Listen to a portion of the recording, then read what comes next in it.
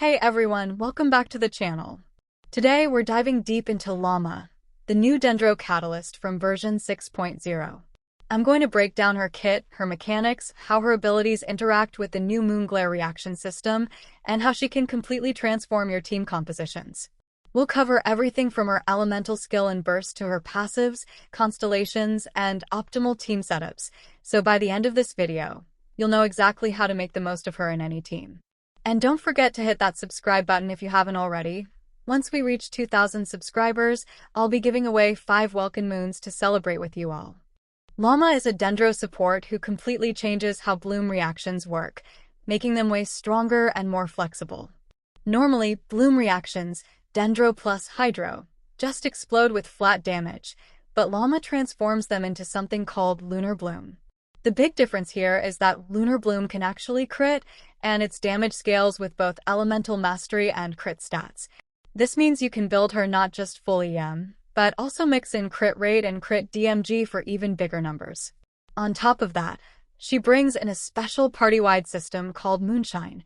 Just by being in the team, Lauma increases the Moonshine level by 1, and higher levels give everyone stronger buffs, like more crit rate and crit DMG specifically for Bloom-style reactions. Her kit also revolves around 2 special resources, Moonchant and Pale Hymn. You generate Moonchant by using the hold version of her skill, Eternal Slumber. The hold version consumes dewdrops to deal 2 hits of AoE Dendro damage, with one of those hits being treated as Lunar Bloom damage. For every dewdrop you spend, you gain a Moonchant stack, up to 3 stacks per cast. Then comes her burst, the Moon of Many Hearts.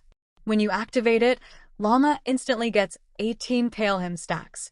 But if she has any Moonchant stacks when she bursts, or gains them within the next 15 seconds, they get consumed to add even more Pale Hymn, 6 stacks for each Moonchant. These Pale Hymn stacks are then automatically burned through whenever your team triggers Bloom, Burgeon, Hyper Bloom, or Lunar Bloom, and each stack adds bonus damage that scales off Lauma's EM. Her passives push this even further. Light of the Frosty Night is a huge one, because it lets all Bloom-related reactions crit by default with 15% crit rate and 100% crit DMG, and this can be stacked with Moonshine buffs for even crazier scaling. Her second passive ties her EM into buffing her skill damage, and even reducing the cooldown of her special sprint. And finally, her Ascension 4 passive, Moonshine's Blessing, is the cornerstone of her kit. It converts every Bloom reaction from your party into Lunar Bloom, boosts their base damage with EM scaling, and raises the Moonshine level by 1 stage, powering up the whole team.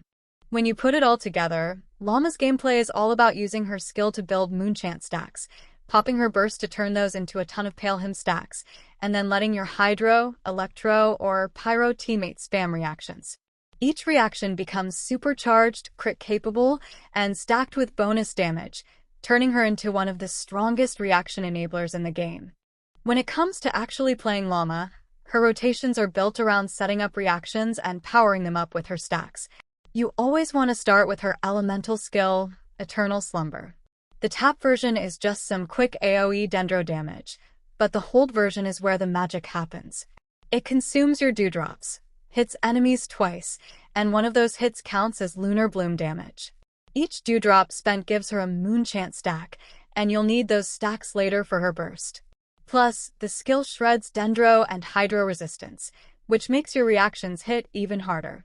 After you've got your Moonchant stacks, you cast her Elemental Burst, the Moon of Many Hearts. Right away, it gives her 18 Pale Hymn stacks. But here's the trick.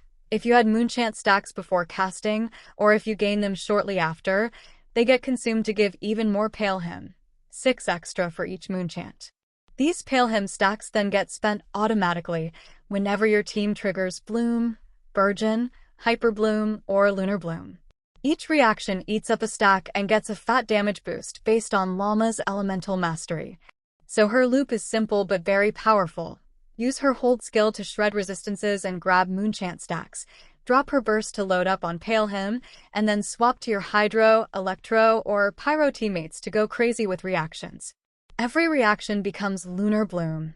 Everyone can crit, and everyone gets boosted by those Pale Hymn stacks. And don't forget, her passive Moonshine system buffs the whole team's crit stats for these reactions, making her the perfect enabler for reaction-heavy comps. When it comes to gearing up Lauma, her weapon choices really help shape the way you want to play her.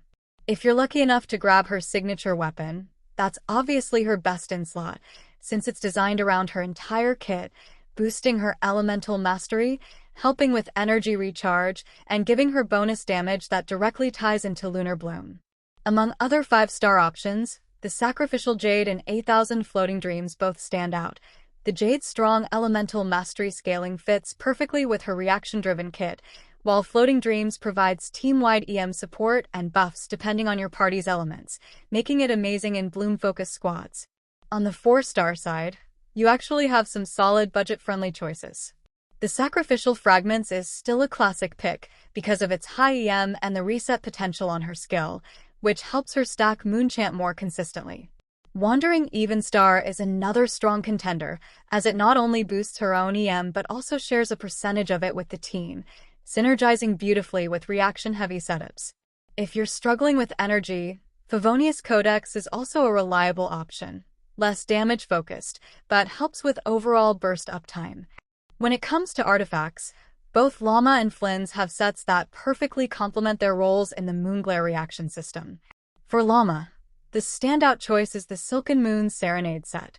Its 2-piece bonus gives energy recharge, helping her maintain high burst uptime, while the 4-piece effect is where the set truly shines, whenever she deals elemental DMG, which she does frequently even off-field. She grants the team the Gleaming Moon Devotion effect. This provides a substantial party-wide elemental mastery buff that scales with the moon sign level, from 60 EM at the base level to 120 EM at higher levels, and also increases Moonglare reaction damage depending on how many unique Gleaming Moon effects are active in the team. In short, Lauma not only drives reactions through her Dendro application, but also amplifies them directly with EM sharing and reaction bonuses, making her the ideal support for reaction-heavy compositions. Flynn's, by contrast, pairs perfectly with the Night of the Skies Unveiling set. Its 2-piece bonus gives 80 EM to boost his reaction damage, while the 4-piece bonus rewards on-field play. Whenever any party member triggers a Moonglare reaction, Flynn's gains the Gleaming Moon Intent effect for 4 seconds, giving him a crit rate boost from 15% up to 30% at higher moon sign levels. This ensures his lunar charge reactions hit consistently hard, and like Lauma, the effect also contributes to team-wide reaction damage. The true power comes when Lauma equips Serenade and Flynn's equips Unveiling in the same team. The combination grants the entire squad both Devotion and Intent, delivering a flat 20% bonus to Moonglare reaction damage in addition to Lauma's EM support and Flynn's crit rate boost. Together, they create a perfectly synergized system where Lauma fuels and amplifies reactions, and Flynn's executes massive DPS with high reliability. Now let's talk about the fun part, team compositions. Lauma is one of those characters that really shines when you build around her Bloom and Lunar Bloom mechanics. In high-investment teams, pairing her with Nilo, Kokomi, and Nahida basically creates the ultimate bloom paradise. Nilo transforms your blooms into bountiful cores, Kokomi ensures constant hydro application while healing, and Nahida supercharges everyone's elemental mastery. Lauma ties it all together by converting those reactions into Lunar Bloom, making them crit and scale even higher. It's an insane amount of damage layered with survivability. Another strong setup is Lauma alongside Yelan, Nahida, and Kokomi.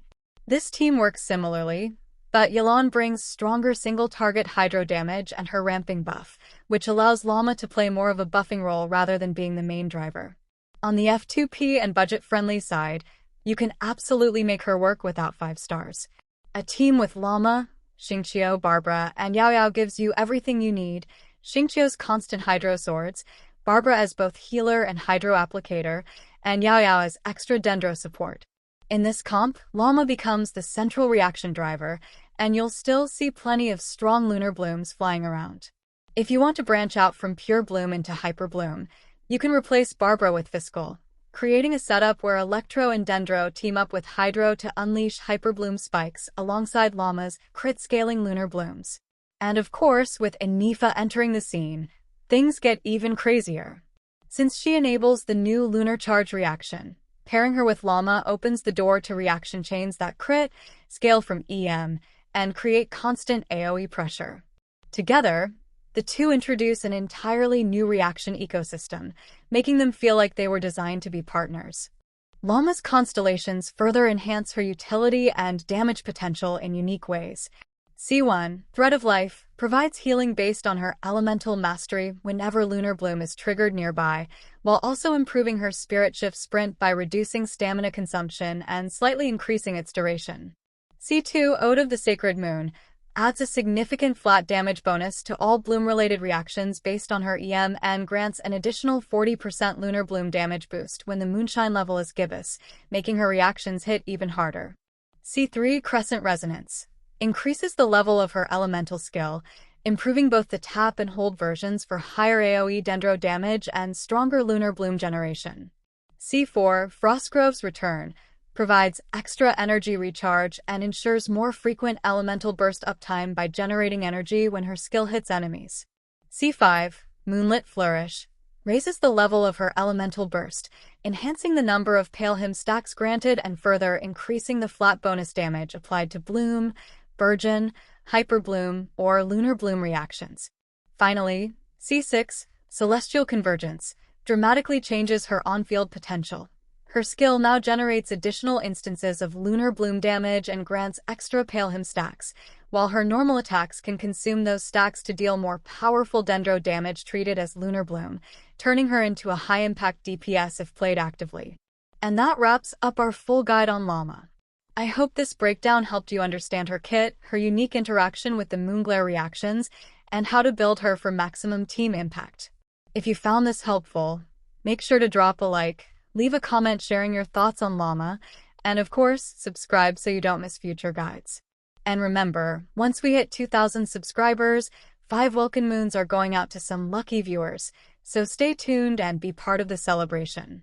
Thanks so much for watching, and as always, in thrones we trust, in elegance we move. See you in the next one.